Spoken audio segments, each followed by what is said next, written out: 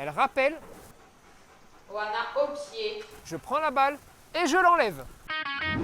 Retrouvez Esprit Dog et des centaines de vidéos sur YouTube, Facebook et Instagram. Abonnez-vous. Et n'oubliez pas, nos formations en ligne sont là pour vous aider à éduquer facilement votre chien ou votre chiot. Rendez-vous sur espritdog.com.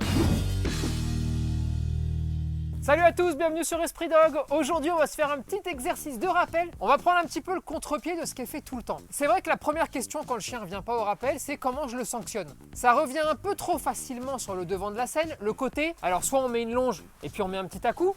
C'est d'ailleurs pas une erreur, hein, mais simplement c'est vrai que ça vient facilement. Ou alors, comment est-ce que je peux faire pour punir mon chien si jamais il ne revient pas? Et là, il va falloir penser un tout petit peu plus loin. Je vous montre, là on est avec une petite femelle berger allemande qui a 5 ans, qui s'appelle Oana. Elle a des petits soucis de rappel. Alors, elle écoute plutôt bien en temps normal, sauf que quand vous lui sortez sa balle préférée ou quand elle voit un chien par exemple, ça devient beaucoup plus compliqué.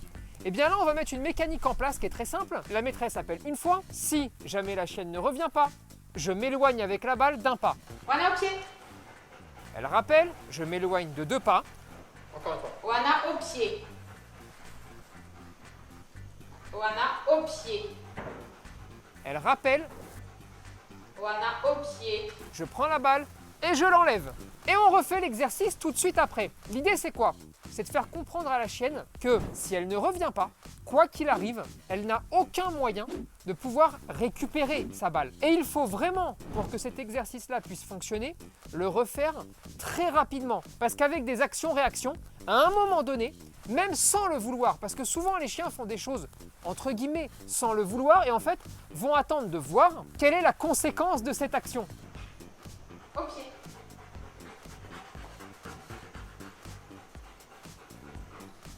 Non. Au pied. Excellent, on va y aller. Allez, va.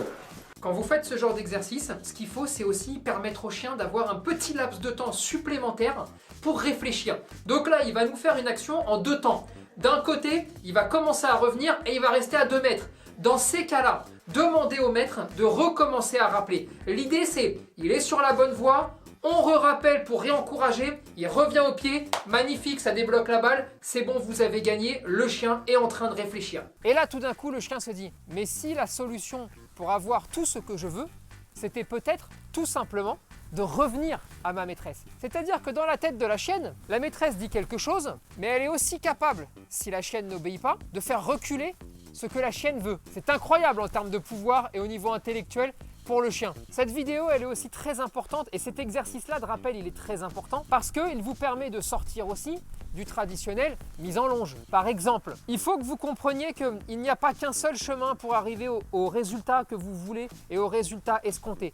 Certains chiens, par exemple, parce que je suis persuadé qu'il y en a plein qui sont dans cette situation-là, qui disent « mon chien sait quand il a la longe ». Et résultat, quand il a la longe, il fait tout bien.